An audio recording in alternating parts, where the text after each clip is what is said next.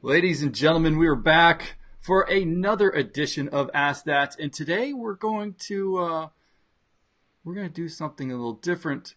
We're going to talk about music, and with me today I have Rolando Lopez. Sir, how are you? I'm doing good, Clark. How are you doing? I'm doing fantastic. I have long been a lover of music. It is a big part of who I am. In fact, I think I have 3 or 4 headphones just sitting on my desk, which is a little nuts because I only have 2 ears. But I'm looking forward to having this conversation. But before we get there, why don't you give everybody a quick introduction of who you are? All right. My name is Rolando Lopez. I grew up in New York. I'm from Puerto Rico, so I've got a lot of salsa music in my background, which is actually how I got started. Okay. Started doing computer science in college and went down to Texas, where I worked with the University of Texas.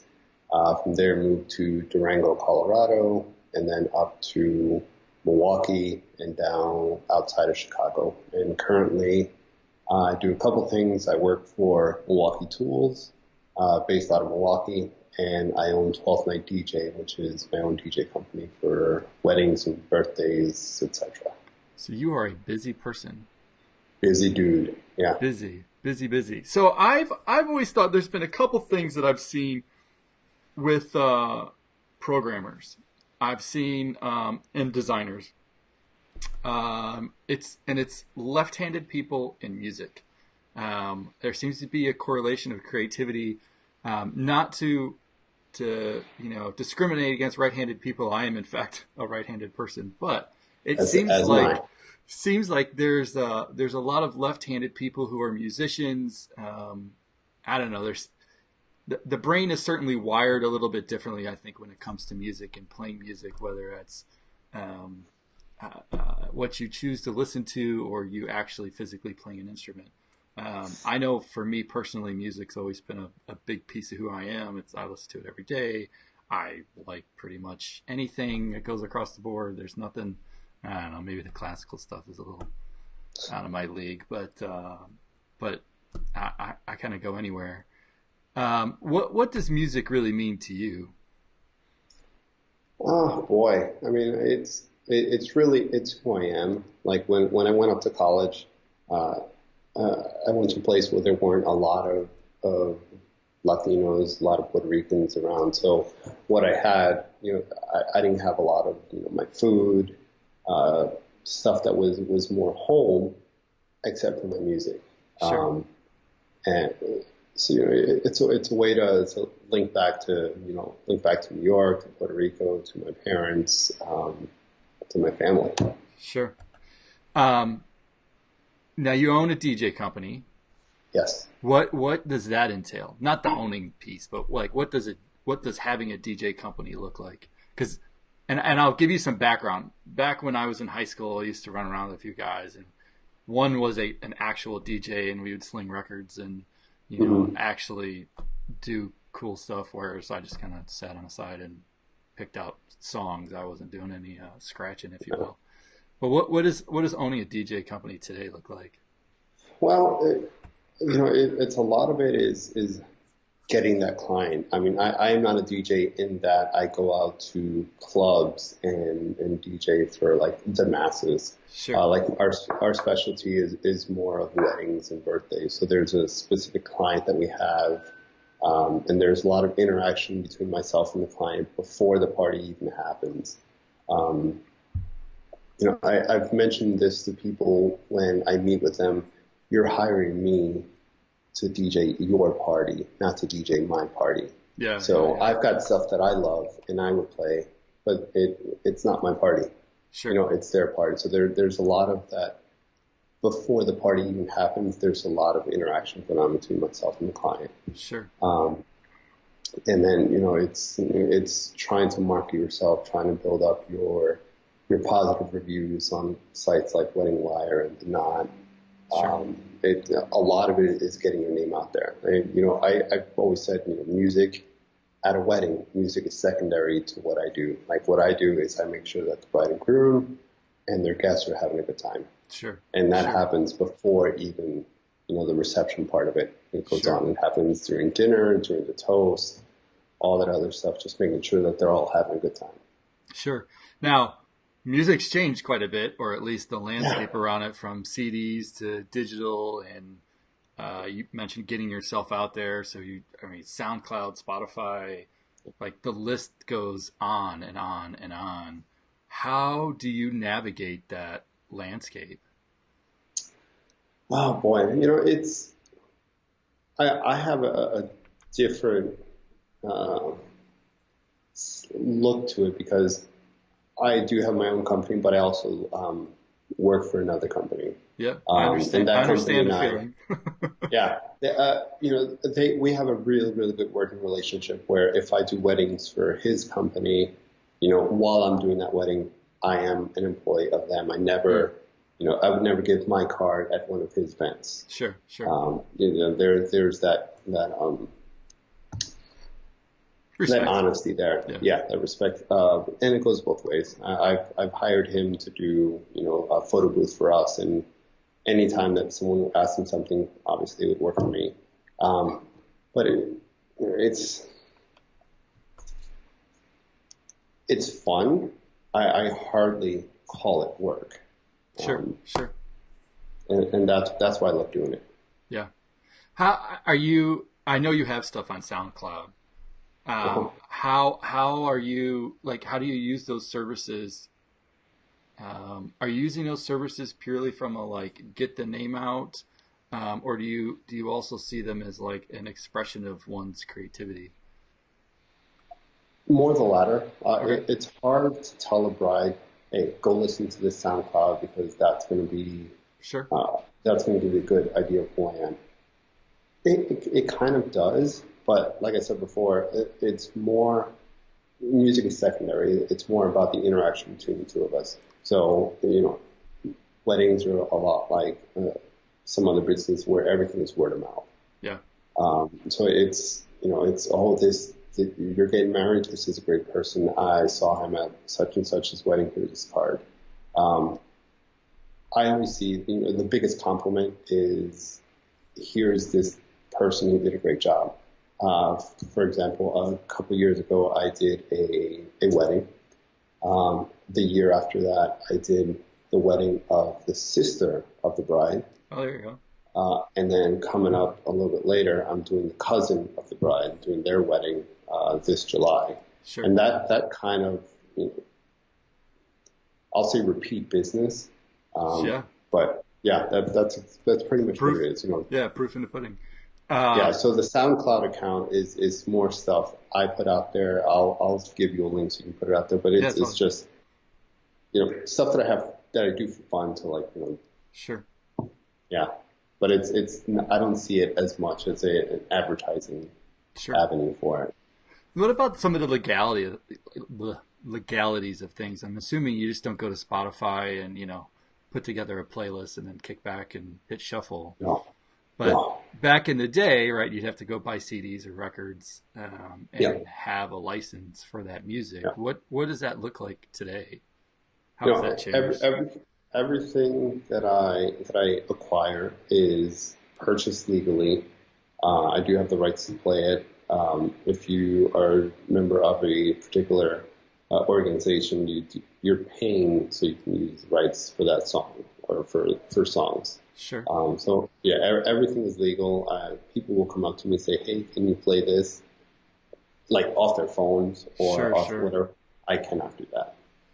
You just have to keep in mind the legalities of it, like you're saying. Is there a different set of licenses for you broadcasting to an audience versus you broadcasting to your own two ears? There sort of is. Okay. You need to have the license to play it if you're going to make money off of it. However, usually the onus of that is on the owner of the facility where it's being played. Oh, interesting. Yeah, Hmm. I'm have to check some legal documents of mine. yeah. Again, Uh, I'm not a lawyer, yeah, so well, yeah. so then what about, you're cruising around spot or SoundCloud, you find somebody who's not I don't want to say published, but not go to the record Sign. store, Yeah. sign artist. Do you then just reach out to that person and say, hey, can I use your stuff? Like, do you have to get into a legal agreement with that kind of stuff? It's, again, at weddings, most people are not going to want to hear like new up and coming artists or another DJ's mix. Like when you're at a wedding, you really want to hear what you know. So a lot of it is going to be hearing the radio version of it. It's very little. I go on SoundCloud to listen for mixes for ideas, as opposed to, you know what, I want that song or I want that mix. I'm going to ask them to see if I can use it. It's more, those two songs go well together. Yeah. It's a great idea to have that. Yeah, and I ask kind of, I think of like the open source world, right? And there's things that we use that we build upon our own, and music hasn't really followed that same path. I mean, there's obviously music out there, and now video and audio is so easy to create and make, but yet you using music in that, there's a lot of potholes, if you will, on how you can really do it, which I think makes it hard and almost somewhat unfortunate, because for the artists who aren't necessarily a signed person but have a good jam, like, I don't know, there seems to be this barrier to using it. I don't know, using it in a publication type way, not you listening to it. Right. And even if it's altruistic, I don't know, it seems hard. And you hear stuff on YouTube all the time where, I'm like, I don't, how on earth are you using that? Like, you're 10. There's no way I just heard that on the radio. That doesn't seem right. And YouTube does a pretty good job of tearing it down, but that's what I was going to say. Yeah, they do a good job of either blocking out the audio or letting you know, hey, this is going to be taken down unless you either take it down yourself or mute out the audio for that section. Yeah, we actually published a video, one of the videos from that conference, and in the video, it was Emily Davis's video, and she was showing the robot competition, and it was a video of the robot competition in a school, and there was music playing in the background, and when we went to submit it, YouTube shut us down because it picked that up as music, and it was like, well, how in the hell how are you going to show that? Like, and of course she was talking, or somebody was narrating like what was going on, but that music in the background was enough to flag it and not be able to send it. And I get it, but like that just sucked. It does, because your purpose was not using the song for any benefit at all. Right. Yeah, total bystander because the radio was playing in the background. Yeah. And that's a goofy scenario. Let's talk about the tech for a little bit. Like, what does a DJ today look like?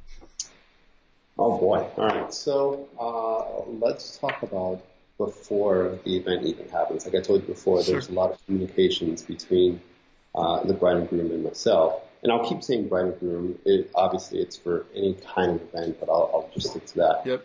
So because I am a computer programmer, I developed a web app, where the guests at the wedding can log into my website and they can pick out what songs they want to hear. Oh, nice. And then the bride and groom, before the wedding, go into the website and they get to see who picked out what song.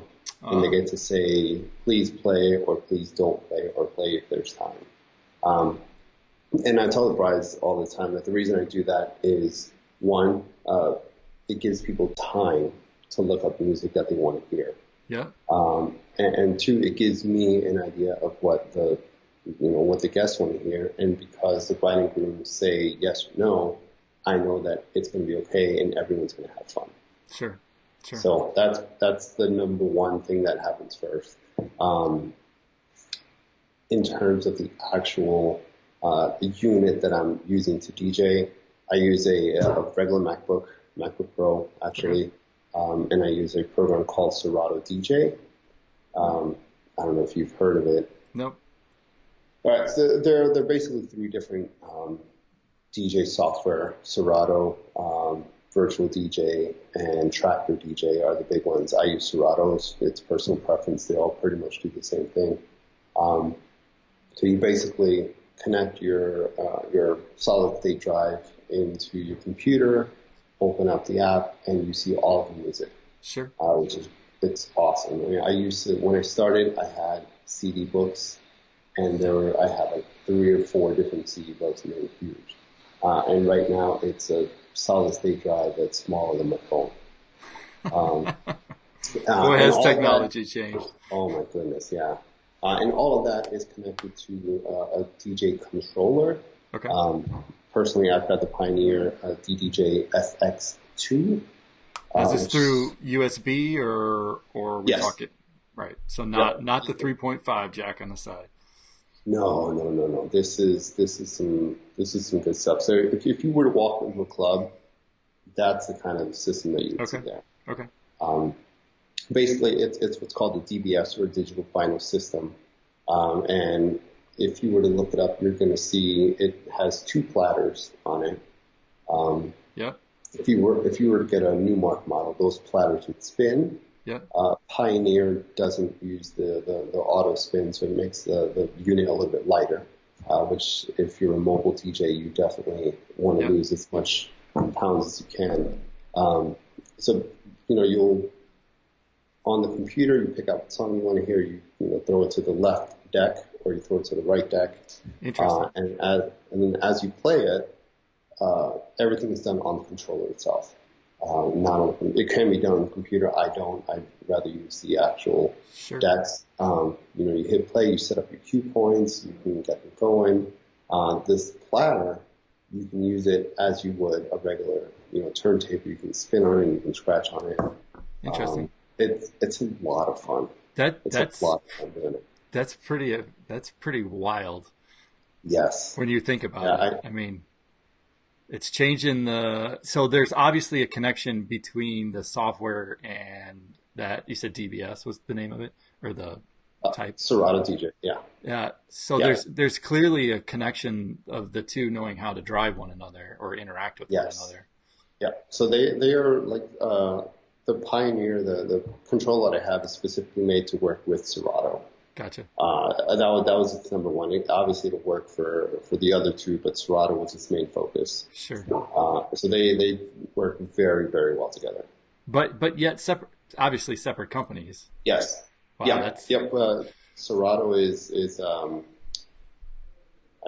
its own company. I think somewhere out of Europe, and then you have Pioneer. That's crazy.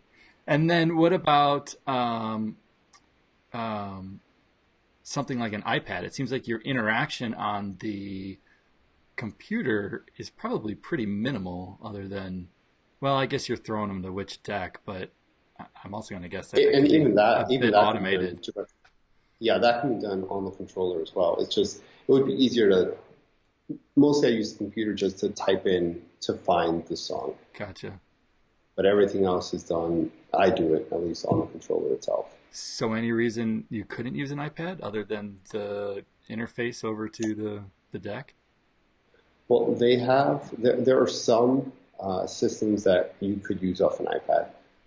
There are some systems that you don't even need a computer. You plug your music directly into the controller, and the controller does everything. Wow. I'm still iffy about that. Yeah. No, it's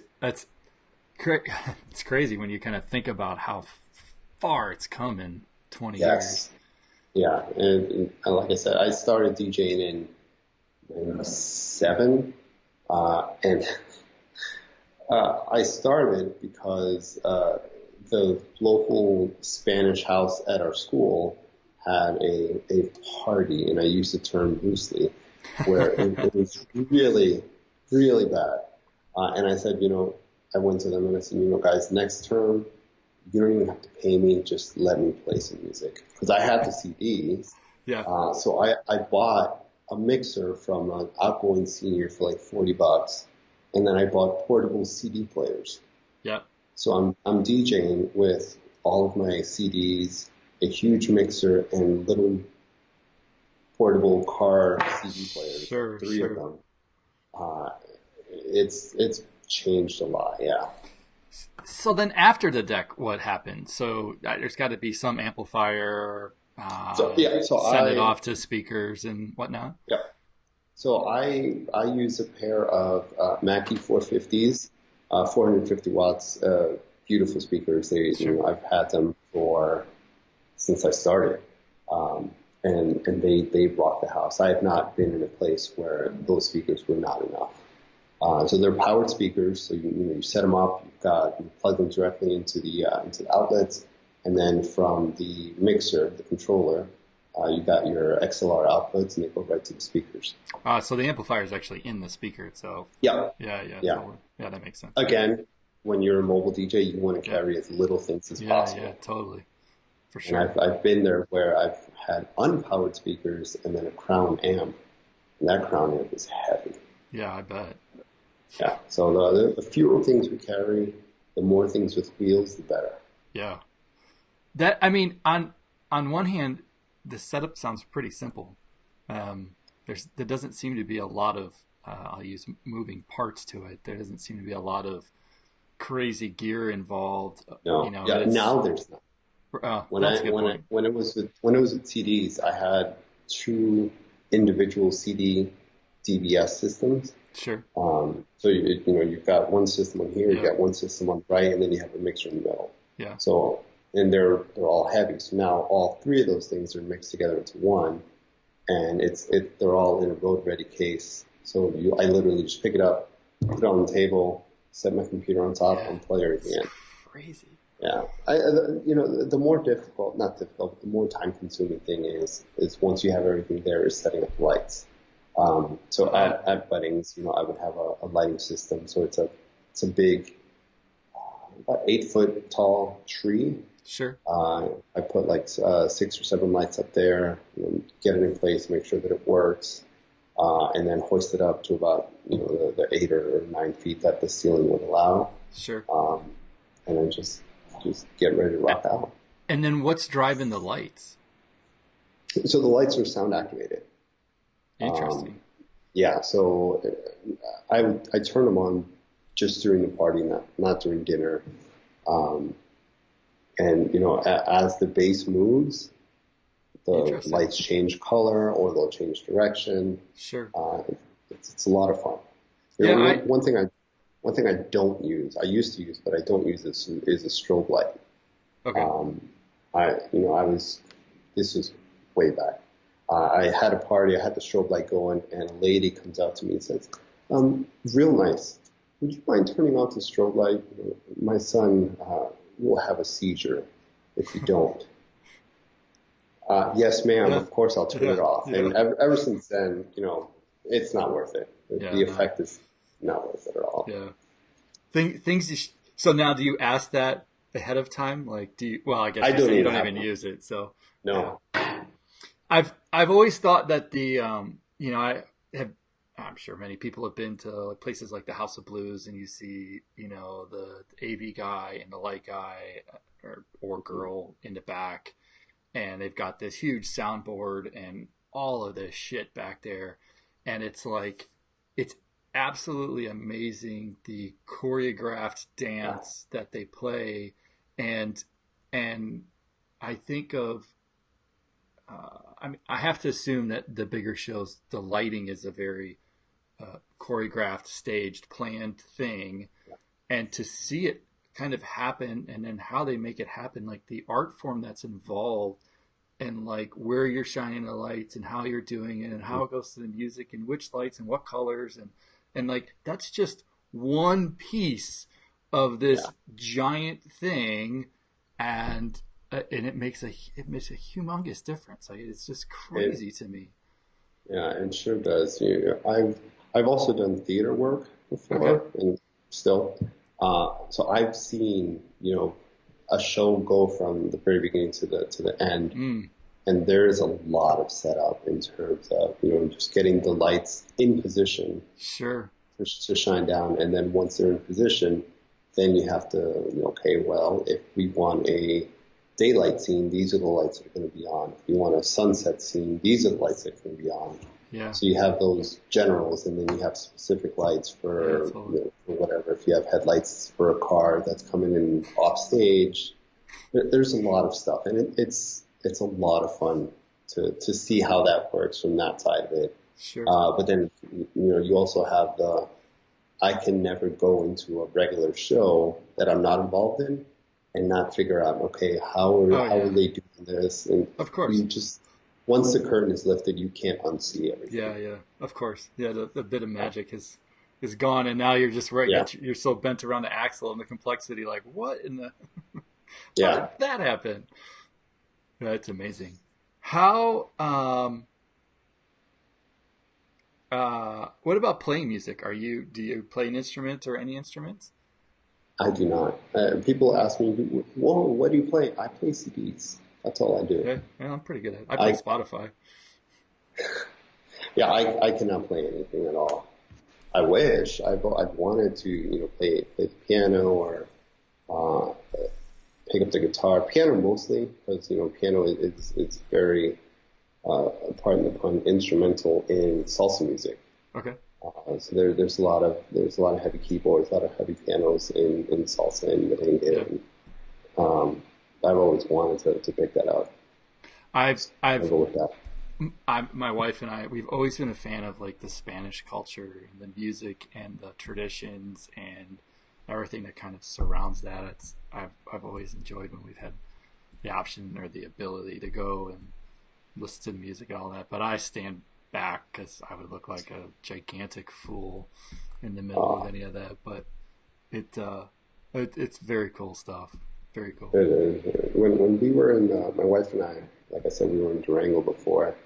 I started up salsa night every week. Okay. So at a bar downtown, we would play every Thursday. And the first half hour was having lessons, and then the rest of it was just all music, and that was so much fun. Yeah, I took a dancing class in college, which really letting it out now. Everybody's gonna hear this. We had to have these like goofy, I don't say goofy, but you had to have some electives for whatever, and so I ended up taking this like dancing class for a semester, and it was like line dancing and a few other things. And the first day was like, I don't know, 20 people showing up to this class, and it ended up being a ton of fun. But it was, you just walked in, everybody's going like, oh, okay, what are we doing here? How's this gonna go? But it was cool. Before I get to my last question, which I'm not even quite sure where I'm going to go, I want to acknowledge you and send a bit of gratitude your way and say thank you, not just for being on here, but for being sharing your passion with everybody, being out in the community. I think it's cool how you've taken the tech side and like helped the music side, better. And I know as somebody who's like music such a big piece of it, I can certainly appreciate the fact that you spend a lot of time ahead of time, like working on that moment, that experience with those individuals, because, like we do for the conference, it's not so much about the execution as it is like planning those moments. And, for me, music's a big piece of that. And so certainly thank you for all of that. I guess my last question would be for you, how we'll go back to the kind of the inspiration, like what would be your, I'm not sure how to ask this question. How would you suggest to others to like not embrace music, but like use it in their daily regimen? Oh boy.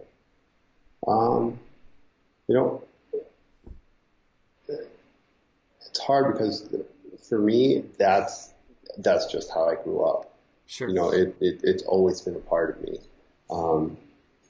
So it's hard for me to say, it's actually even hard for me to imagine someone who doesn't have music in their life. Sure. from the beginning. Man, that's a tough question. That's a good one. It's a good one that you leave there for the end. Yeah, I mean, What I would say, just be open to new things. So like I said, I was heavy into salsa merengue. I still am, still love it. Sure. Salsa merengue, reggaeton. But be open to other cultures, and other kinds of music. So in addition to all that, obviously I'm going to have, the top 40 hip hop, whatever. Yeah. But I also have a good helping of Indian music, a good helping of K-pop, which I don't speak Korean. Yeah. But it's so much fun. Yeah. That's what I would suggest. You'll be open to listening to other things. You may not understand it, and you may not agree with it if it's like political or whatever, but enjoy the beat. Yeah. Yeah. Well said. And we live in a world now where it's easy to go explore that stuff. It used to be super hard, but it's very accessible. Whether it's Spotify or, I don't know, SoundCloud, whatever, like you can certainly go find that stuff if you search. Yeah. All right, sir. Thank you for that. No problem. Thank you for being on Ask That. For anybody who is watching, make sure to give us a thumbs up, subscribe. We now have a podcast. We're officially podcasty, like official. So that makes us super official, which is really good when you want to be official. Leave some links below, maybe your favorite artists. Drop us to music you like. Maybe you got a playlist on Spotify you think is cool. Drop it below. I'd love to hear it. I'm sure Rolando would as well. With that, thank you, sir. I've got some music to listen to this afternoon, so I can get some code done. Awesome, man. See you at that conference. See ya.